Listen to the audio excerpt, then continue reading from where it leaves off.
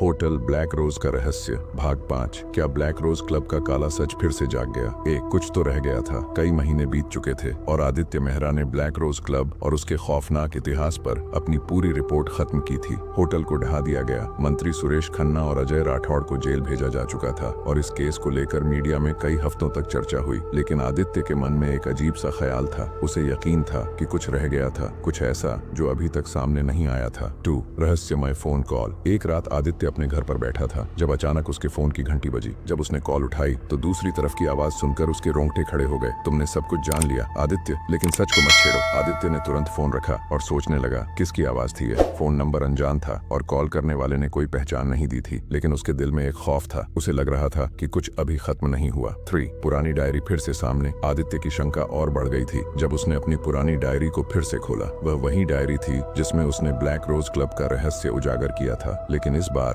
Diary के पन्ने कुछ अलग थे। ब्लैक रोज क्लब के खात्मे के बाद भी खेल नहीं रुका है, किसी ने सिर्फ पर्दा गिराया है। आदित्य का दिल एक बार फिर से धड़कने लगा। क्या सच में यह सब खत्म हो गया था? 4 अजनबी का चेहरा। कुछ दिनों बाद आदित्य को फिर से एक अजनबी व्यक्ति मिला। वह एक पुराने होटल के गेट पर खड़ा था। उसकी आंखों में एक अजीब सी चमक थी और वह आदित्य को देखकर धीरे धीरे मुस्कुराया। आदित्य ने उससे पूछा, तुम कौन हो? वह व्यक्ति बोला, मैं उस क्लब का हिस्सा था आदित्य, जिस पर तुमने रिपोर्ट लिखी थी। आदित्य का मन घबराने लगा। उसने पूछा, क्लब का नाम बताओ। वह व्यक्ति बोला, ब्लैक रोज क्लब, और अभी भी इसका एक गुप्त हिस्सा जिंदा है। 5वें नए खेल की शुरुआत। आदित्य को समझ में आ गया कि ब्लैक रोज क्लब का काला धंधा खत्म नहीं हुआ। वह सिर्फ सुरेश खन्ना और अजय राठौड़ की गिरफ्तारी के बाद छुप गया था। उसने वह अजनबी व्यक्ति से और जानकारी पाने की कोशिश की, लेकिन वह जल्द ही गायब हो गया। आदित्य अब तय कर चुका था, उसे इस रहस्य को फिर से उजागर करना होगा, चाहे इसके लिए उसे अपनी जान क्यों न खतरे में डालनी पड़े। 6 गुप्त दस्तावेज। कुछ दिनों बाद आदित्य को एक गुप्त दस्तावेज मिला जो ब्लैक रोज क्लब के बारे में और भी गंभीर खुलासे कर रहा था। दस्तावेज में लिखा था,